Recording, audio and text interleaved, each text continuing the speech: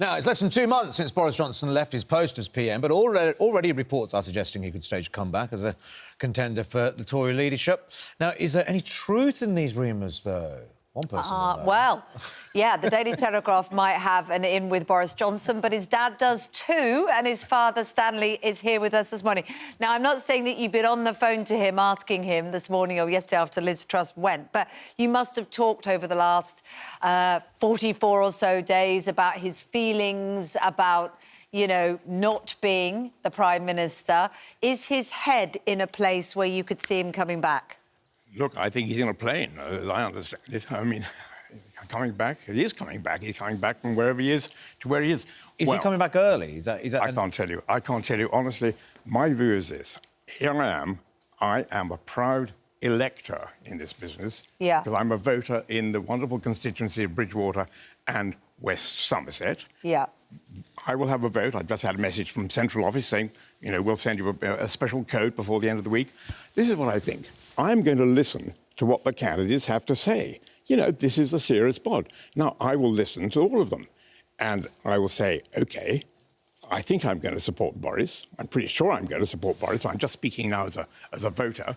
But I want to be sure that he's going to stick to the 2019 manifesto. And I particularly want to be sure, because I'm an environmentalist, that he gives a very strong promise not to proceed with Rees-Mogg's absurd bill, which is coming before the House again next week, which is called the Retained EU Legislation Bill, which will lead to the scrapping of 750 environmental laws and heaven knows what other. But Rees-Mogg is supposed to be leading his campaign. Well, I'm very sorry to hear it. I hope that Boris will take a very tough line on Rees-Mogg and say we simply cannot afford...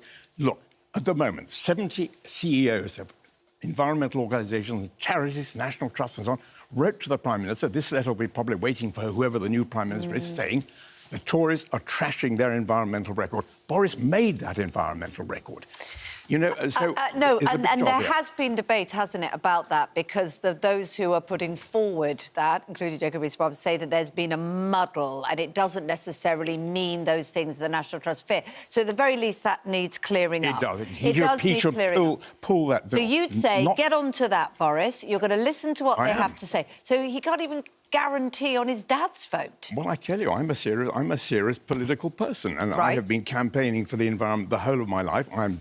I'm really struck by what's happened, and I think we need to make a big push now, and Boris did push on climate change, he did push on biodiversity, and, of course, he had the 2019 manifesto where he returned, I think, an 80-seat majority. So, yes, I'm for him, but it's... But you're for him with those conditions. Yeah. What about the other things? You know, he's still got an inquiry going on surrounding, you know, the problems that led to him leaving. There was a whole series of issues, but, of course, Partygate and the breaking of rules was part of that. He's also coming back to a very sticky economic situation, not helped in the last couple of months with the mini-budget and then the overhauling of that. You know, is this something he would want? At the moment, he's on a holiday in a luxury hotel in the Dominican Republic, we understand, if he hasn't got on the plane yet. Is he the sort of person that, whatever his life is like, he wants to be Prime Minister? I don't think you said he wants to be Prime Minister. You have to say, I want to do what I think is the good thing to do. And I think he did have a clear vision, and that vision was put out in the 2019 manifesto, and it's been slightly distracted by this, quote, rush for growth and all the consequences which happen for that, including the economic and financial consequences. So I don't think this is a matter of personal ambition. I would say, yes, it is a matter of saying we didn't do the job we promised to do in 2019. We have a chance. And of course, he has won an election, which Liz Truss was appointed leader, and whoever comes, if it isn't Boris, won't have done. You're getting to vote on the leader. The rest of us aren't. Should there be a general election? I think not. I think not at this point, because if Boris is the candidate, he can maintain, I think quite plausibly, that he was returned in 2019. He is now carrying forward the manifesto 2019, including all the stuff I've just been talking about. And it would be perfectly reasonable to go ahead and do that if he happens to be the one who emerges from this. Stanley, we are hearing this morning, Louisa reported earlier in speaking to Susanna, that if Boris was to come back, members of Parliament from the Conservative Party may go independent or even defect. I mean, that is hugely damaging.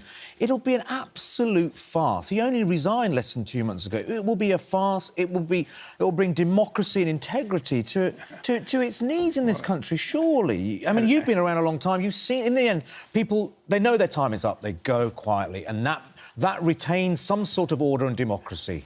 I don't think Boris went quietly, as I recall. He said, "Hasta la vista." Well, that's what but surely, him coming back, though, is going to be... I disagree. Look, I've just said it before. I'll say it again.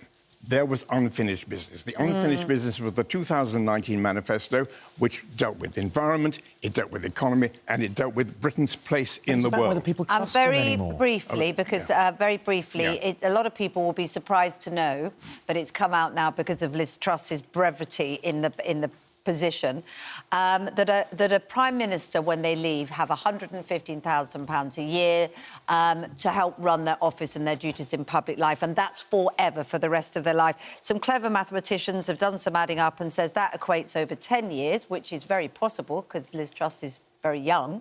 It adds up to £1.15 million over a decade, which they've worked out would fund 4,000 ambulance trips, 30,000 GP appointments. Should Liz Truss keep that money, in your view? Does Boris need that money? Because he will be getting that too. Well, my view is if Boris becomes the candidate, and if Boris wins that election and he returns to Downing Street, I would have thought it would be perfectly reasonable for him to lose the ex-Prime Minister's allowance. So that would be quite a saving for the country to vote for Boris now. All right. OK, so Boris will be delighted to hear his dad says give up the cash and come back and lead.